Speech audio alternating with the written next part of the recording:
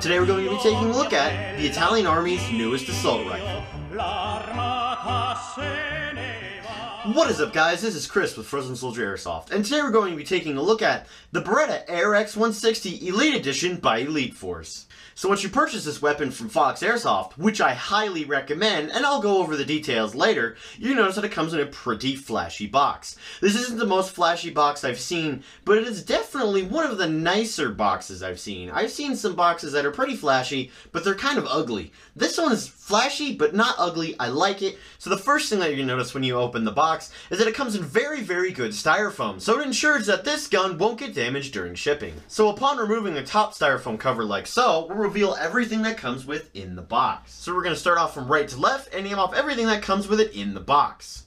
So the first thing that you're going to notice is that it comes with a 300 round standard high capacity magazine. This is actually a pretty decent magazine and fits in the gun with minimal wobble.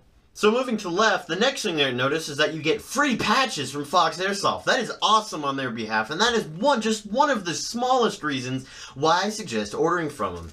These are pretty nice patches, as you can tell, and it's just cool that they added it in the box.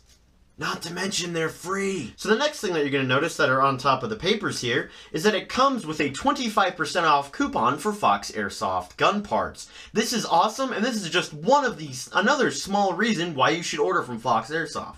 So the next thing that you're going to notice is that it comes with a standard Umarex do not return this to the store, giving you 100 million reasons why you shouldn't return the gun to the store because they will get mad at you. So it's basically just another little pamphlet of common sense. The next thing that you're going to notice, since this is Elite Force's Elite line of guns, is that it comes with a 1-year warranty card. Fill this out, send it in, no matter what you do to the gun, as long as you don't void the warranty, which is stated throughout this little card here, you will get a complete refund for your gun, and they will send you a brand spanking new one. So hold on to this. This is great that Elite Force brings this in the box. The next thing that you're going to notice that's protruding out here, because it really wants to get noticed, is that it's an Elite Force propaganda card. It's telling you that you should grab their BBs.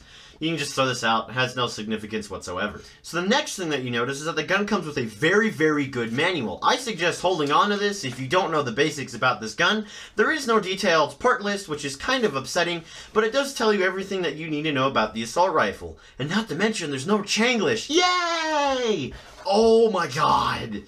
You will find these snacks floating around everywhere. I never understood why they put silica gel in the boxes here, but it's there. Just throw them out when you're done and you get it. You know what I mean. And finally, the gun itself. So the first thing that you notice when you remove the gun from the box, that despite its size, it's actually pretty lightweight. The gun maintains weight between 7 and 8 pounds. That's unloaded and fully loaded, obviously, making it very, very lightweight and very maneuverable on the airsoft field. So obviously the thing that's sticking out like a sore thumb is the stock. The stock is obviously foldable, and this is what it's going to look like when you get it out of the box. Just simply pull the stock over and give it a slap downward. There you go. So anyhow, with that out of the way, let's go over the gun's external build quality. So starting from front to rear, I'm going to name off everything on this gun that is made out of nylon reinforced polymer.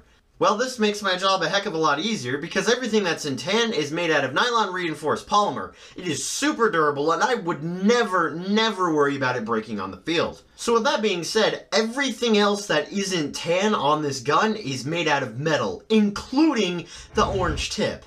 That is pretty good on Elite Force behalf. So now moving on to the external features.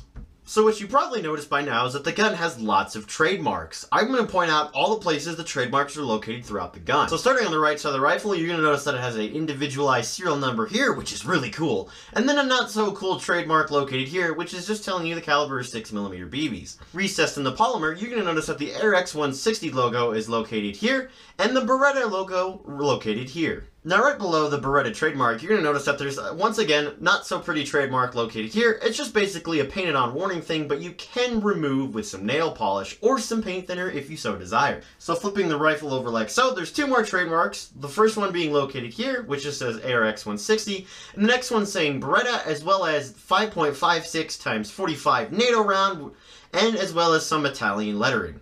You're going to notice that this rifle is covered in sling mount points. Two being located here and mirrored on the opposite side of the weapon, as one is being on the stock and one on the front that swivels back and forth. The next thing that you notice is that it comes with two flip-up iron sights. So these flip-up sights aren't the greatest, the rear one being mostly the problem, but I would definitely recommend getting yourself an optic. So the next thing that you notice is that this gun is covered with Picatinny rail space. A rail space being located here at the bottom of the rifle for a foregrip or flashlight. The next rail space being located here and is mirrored on the opposite side, so you can put a flashlight, laser, or whatever you feel like putting on the side of the rifle, and a massive monolithic top rail so you can put any style of optic you desire. The next thing I want to note is the fire selector. The fire selector is completely ambidextrous, just like everything else on the rifle. So obviously when the S is pointing to this little power sign, whatever you want to call it, it's on safety. When the 1 is pointing to there, that is semi-automatic. And when the R is pointing to that same little power thing, it is on fully automatic. I'm not sure why they went with R, it's probably some weird Italian thing. Now the next thing I want to go over is the stock. Now obviously the stock is foldable and locks in place when you fold it, which is really cool, but it also is adjustable for length of pull. The next thing I'd like to go over is the charging handle. The charging handle can be locked back like so, and to release the charging handle, simply press this button located right there.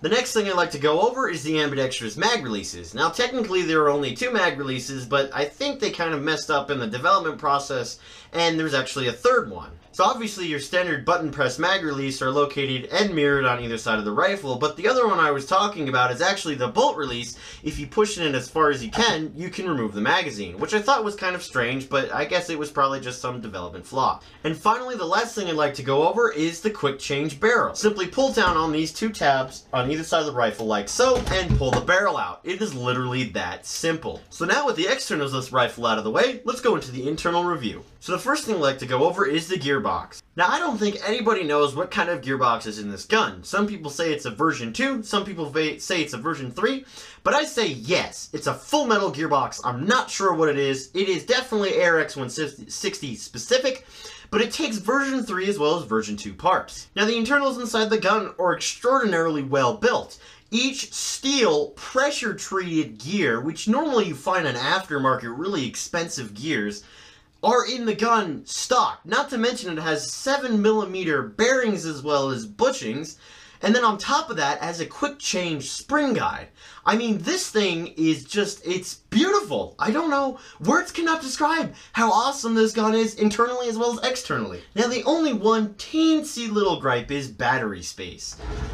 The battery is located actually in the folding stock, which I thought was kind of peculiar. It's almost like most VFC scars. So pulling the stock adjustment thing like so, and then pulling it up and pulling the stock off will reveal where your battery goes. Now the battery space in this gun is pretty limited. You're basically limited to a 9.6 volt nunchuck style battery, but you can always stick a LiPo in there just in case. Since we're going over the battery, I'd like to mention what kind of trigger is in the gun. Now unlike most standard AEGs, this gun comes stock with a micro switch, so that merits really good trigger response right out of the box. The only downside with these micro switches, they tend to burn out very quickly unless you conserve on full auto usage. Now to access the hop-up, simply pull the bolt back like so, and you reveal a dial style hop-up.